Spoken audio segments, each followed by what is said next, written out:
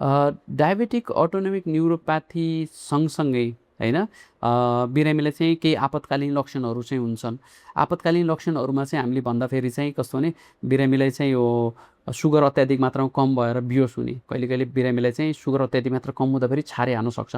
त्यो चाहिँ एक प्रकारको इमर्जेन्सी कन्डिसन हो, किनकि ब्रेनमा लामो समयसम्म चाहिँ यो रगत पुगेन, अक्सिजन पुगेन अनि त्यस्तो कन्डिसनमा चाहिँ ब्रेनको हिस्साहरू चाहिँ मर्दै जान्छ र त्यसले चाहिँ के हुन्छ नि, एउटा बिरामीलाई चाहिँ पर्मनेन्ट डेफिसिट अर्थात् चाहिँ कमजोरी चाहिँ निम्त्याउन सक्छ र त्यो लामो समयसम्म भयो भने चाहिँ बिरामीलाई चाहिँ कस्तो भने बिर्सिन सक्ने सम्भावना हुन्छ, डिमेन्सियाको सम्भावनाहरू आउन सक्छ, हातखुट्टा कमजोर हुन सक्ने सम्भावना हुन्छ र अझै लामो समय भयो भने चाहिँ कहिले कहिले मृत्युवरण गर्न पनि सक्ने सम्भावना हुन्छ।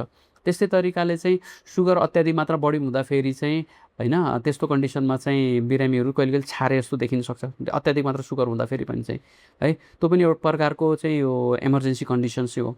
त्यस्तै तरिकाले डायबिटिजको कम्प्लिकेसन स्वरूप चाहिँ बिरामीलाई चाहिँ कहिले कहिले पक्षघात भइदिन सक्छ। एकाएक भएको प्यारालाइसिस पनि एक प्रकारको इमर्जेन्सी नै हो, त्यस बेला तुरुन्त अस्पताल जानुपर्ने हुन्छ। त्यसबाहेक चाहिँ इमर्जेन्सी अर्को चाहिँ डायबिटिजले गर्दाखेरि कहिले कहिले डायबिटिजले चाहिँ नसामा चाहिँ आँखाको नसालाई पनि असर गर्न सक्छ। आँखाको नसालाई असर गऱ्यो भने चाहिँ एकाएक बिरामीले चाहिँ अन्धोपन डेभलप गर्न सक्छ। डायबिटिज हामीले चाहिँ रेटिनोप्याथी भनेर भन्छौँ, त्यो पनि एउटा इमर्जेन्सी हो, किनकि त्यसलाई पनि उपचार समयमा गरिएन भने चाहिँ यो अन्धोपन डेभलप गर्न सक्छ। बिरामीले पर्मनेन्ट अन्धोपन हुनसक्छ, जिन्दगीभर नदेख्ने पनि सक्ने सम्भावना हुन्छ।